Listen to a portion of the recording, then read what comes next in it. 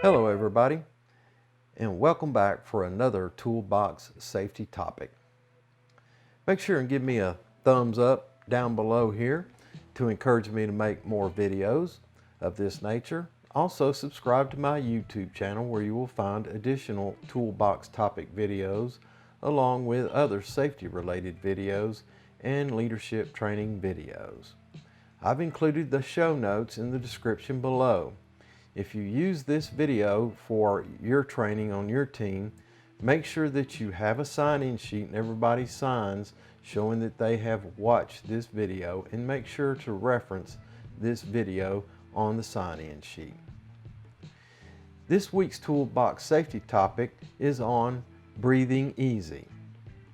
Now, respirators are among the many important pieces of personal protective equipment used at a construction site. A respirator is a safety device that covers at least your nose and mouth.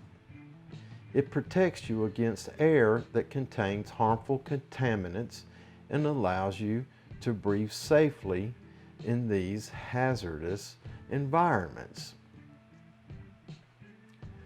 Some of the operations around a construction site that might require the use of respirators include sandblasting, paint application and removal, industrial cleaning, certain welding operations, coating the inside of vessels, and some work that is done in confined spaces.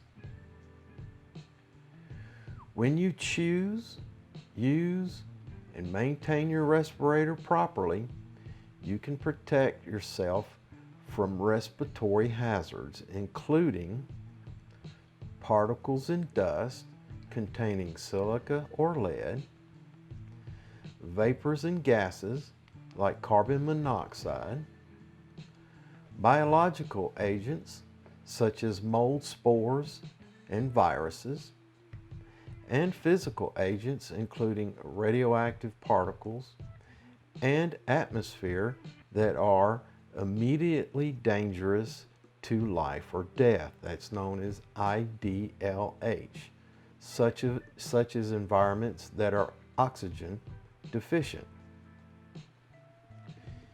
If the duties you perform involve the use of a respirator, your employer is required to establish and implement a written respiratory protection program with worksite specific procedures.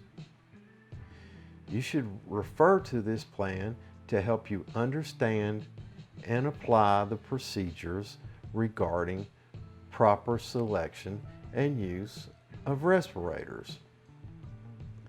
Check your corporate EH&S plan.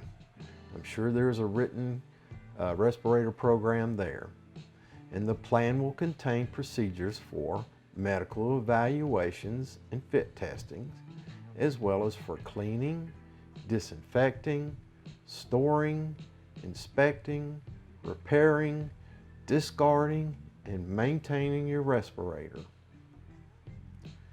You should receive training to learn proper use of respirators and the respiratory hazards you may be exposed to at the job site. Pay attention and participate. Before you use a respirator in a hazardous environment, make sure you know how to use that specific respirator and that you understand the dangers involved. If you have questions or if there's anything you don't understand, talk to your supervisor. Remember that improper or incorrect use of respirators can result in exposure to hazardous contaminants. Suffocation, permanent respiratory damage, cancer, heart disease, and death. Wearing the wrong respirator for the job or one that does not fit properly can be as deadly as not wearing one at all. If you have trouble breathing or sense that you are inhaling contaminants when wearing a respirator, leave the area immediately. As a final safety reminder, if you are properly trained to use respirators, you can enter a hazardous environment and breathe easy. All right, guys, that's the safety topic for today. Check the show notes down below in the description if you need to use these talking points for a safety meeting of your own. Make sure you give me a thumbs up down below as well to encourage me to make more videos of this type.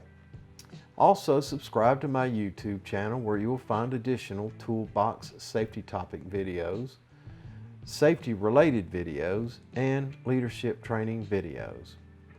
And until we see each other again, take care of yourself because you're number one. Look out for your co-workers and ensure their safety, and I will see you in the field.